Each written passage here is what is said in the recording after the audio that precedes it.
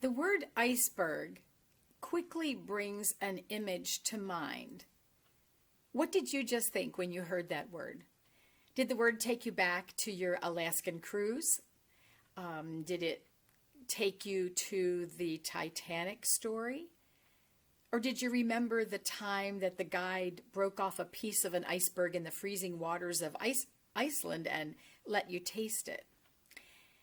Welcome to Calm in the Chaos Interfaith Center, where we strive to understand our souls and how they mature while we're in mortal form. Icebergs have become part of our vocabulary in the form of comparing what we can see above the water's surface to the larger portion of the iceberg that's below the surface. It means what we're seeing or hearing or knowing may be only a small portion of what is really there. This happens in business meetings, it happens in government, it happens with one another. Iceberg narratives about one another can stunt the growth of not only the relationship between the two people, but can also limit the spiritual maturity of both parties. We actually do know only fragments about one another. Now, of course, my mother tells me she knows me very well and has known me my whole life. True enough, to which I respond that I know her pretty well too, but we still don't know everything about one another. There's always some iceberg under the water. If we expand this iceberg into the reality of life, this analogy, we might ask ourselves, how well do I know the candidates in the upcoming election, or do I just know what the media wants me to know? Is it the tip of the iceberg? We know biological facts about people who've gone before us, but how can we ever know what they were thinking if they didn't write it down? I mean, George Washington's cherry tree story, let's just for a moment believe it was true. What was he thinking? Was he punished for it? How did it affect his future decisions? And so forth. How much do I really know about my ancestors or my dearest and closest friends? Do I know about their fears, and do they know about mine? And then, as in my first story about the iceberg, when we think we know something about someone who may have lived long ago, how do we authenticate it? And the lesson for today is, when I know only a bit about someone's life, do I jump to a conclusion, or am I at a place in my life where my first response is to surround them with love and allow space for their story to unfold? I'm going to use an example of a woman whose story often steals the show at conferences and never fails to offer good material for a dinner conversation among biblical scholars. Who was Mary of Magdala, and what can her story teach us today? Well, for starters, we do have written accounts of her being the first person to witness the resurrection, and then she ran to tell the 12 men, so she's sometimes called the apostle to the apostles.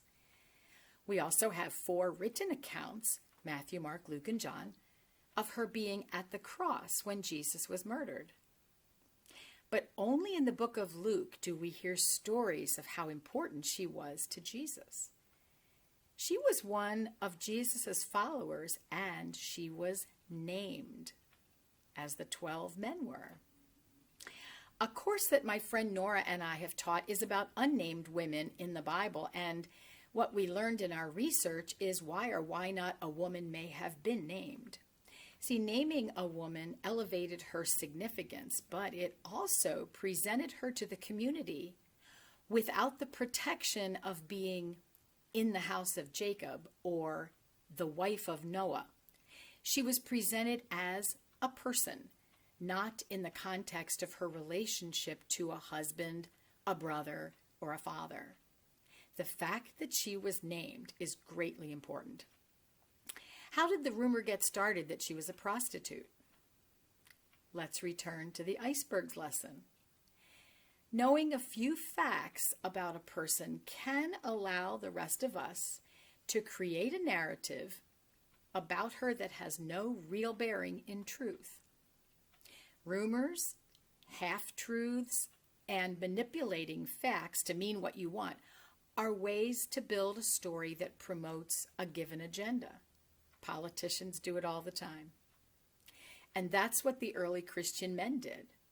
They saw some little facts in the story in Luke, and then they saw the proverbial tip of the iceberg,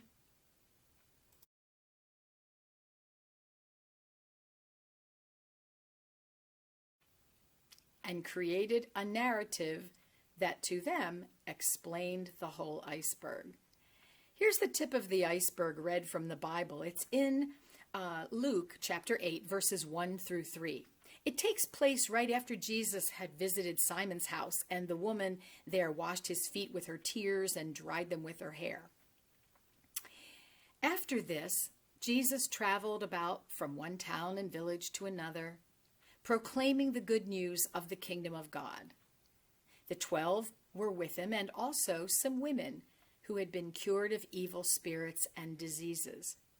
Mary, called Magdalene, from whom 7 demons had come out. Joanna, the wife of Chuza, the manager of Herod's household. Susanna, and many others. These women were helping to support them out of their own means. Did you catch that? Mary, called Magdalene, from whom 7 demons had come out. The other 2 women who were named were given acknowledgement of being the wife of the manager of Herod's household, and just simply Susanna, who was named but given no connection whatsoever. Mary, from whom 7 demons had come out. This phrase was enough to give some early Western Christian men a reason to label her a prostitute. It was handy to do so because that label thrust her into a very lowly position in the community and in Jesus' life. See, belittling the competition is a common way to handle things when someone feels threatened. And they felt threatened by the importance that this woman seemed to have had in Jesus' life. We do this today. There are many churches who will not allow a woman to be in the pulpit. Women still make less than men per hour on the same level of occupation. So, where are you in this story? Are you a person who enjoys being identified in relationship to another as the wife of the manager? Does it satisfy you to simply be named as Susanna was? Does it anger you that someone would know a little bit about you and then craft a story that casts you in a small, shadowy role so as not to become too important? Are you a person who stands up for the Magdalens and says no to the ones who want to minimize her? Are you a person who needs to minimize a powerful woman? And she was powerful to Jesus.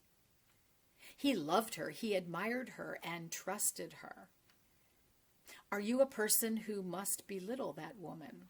Or are you like Jesus, a rebel spirit, an outside-the-box thinker and doer, one who saw all people as children of God, equal in their right to be in this world, none more or less worthy than another? A person who trusts that women can be leaders, good thinkers, and full of wisdom. Who are you in this story? Isn't it interesting that women are used so many times in biblical history to help the story move forward or to witness a great event? And somehow, through the centuries, patriarchy has swept the details of women's equality out the door. What I find even more interesting is that both men and women allowed and continue to allow it to happen. This patriarchy has harmed many women, and without it being as obvious, many men. Patriarchy, like so many cultural inventions, is about power and control, and I associated with a few people this week who are devout Catholics, a religion that is steeped in patriarchy and hierarchical power.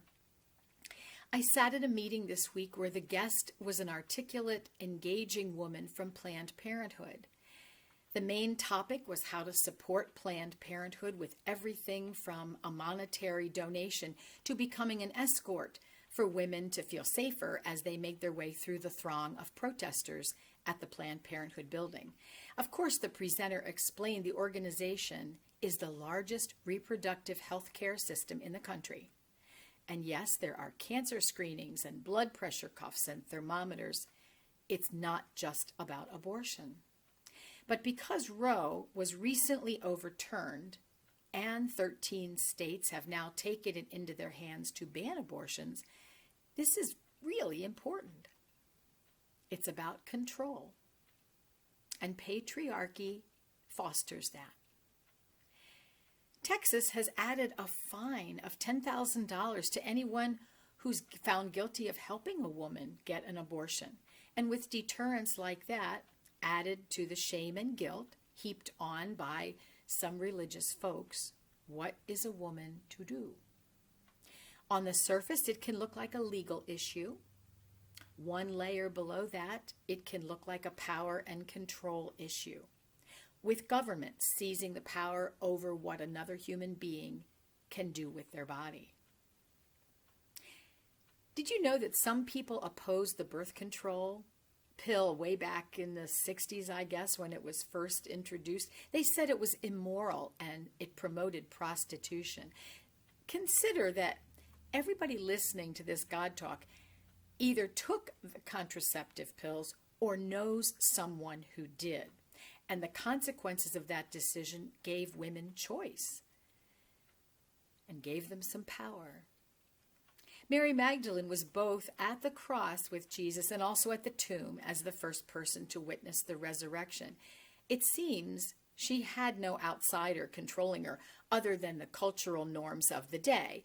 She showed up where she wanted to. Now, aside from the cultural norms of the day, what does an outsider's control do to a person's soul? Creating images of one another does affect our souls, and it affects theirs. If we believe that we're truly all connected as children of the universe, then it makes us brothers and sisters in this great mystery. We can look at one another and see what we need to see through our own biased lenses, with perhaps knowing only a bit about one another. Or we can surround the situation and the person with love and allow for possibility. The possibility that we will make sense of their quirkiness when we learn about their childhood, or the possibility that we'll have more compassion when we learn about their struggle with suicide attempts. Or maybe we can learn to make the love and benefit of the doubt our first response without having to know anything more. The tip of the iceberg is enough. Embrace the whole person no matter what. Leave the judgment to someone else. When someone speaks harshly to you, pause long enough for the possibility that it has nothing to do with you, and that the colleague, brother, neighbor, client, stranger has recently experienced something challenging that you know nothing about. We only know snippets of who the woman from Magdala was, and yet we have narratives that once promoted her being a prostitute, and now there are stories that suggest she and Jesus of Nazareth were married, as most Jewish men were, and even that after his death, she moved to France and bore his child. The lesson is for us to remember that knowing snippets of a friend's life or a relative's life or a stranger's life only gives us enough information to create a story which may or may not turn out to be true, and one that will reflect our soul's maturity. Let's remember to give each other the benefit of the doubt, to ask appropriate questions, to genuinely want to learn about the other person, so the narrative we create in our heads is as true as we can make it. And may others do the same for us. May we remember that God is not an old dude in the clouds. God is the energy force that surrounds us as we sleep and as we wake, while we're working and while we play. God calls us every minute to be whole, to be bathed in love and in sacred light. May it be so. Today's music recommendation may seem to have little to do with the God talk, but any time that I can quiet my mind and let the voice of the sacred energy, the voice of God, to be heard, is always relevant to my soul. Today, this voice is heard through a human voice, the voice of a Buddhist nun. She sings mantras, sacred texts. There's a big introduction, so if you'd like to jump right to the music, you should know that it starts at 3 minutes 20 seconds in the video. Blessings to all.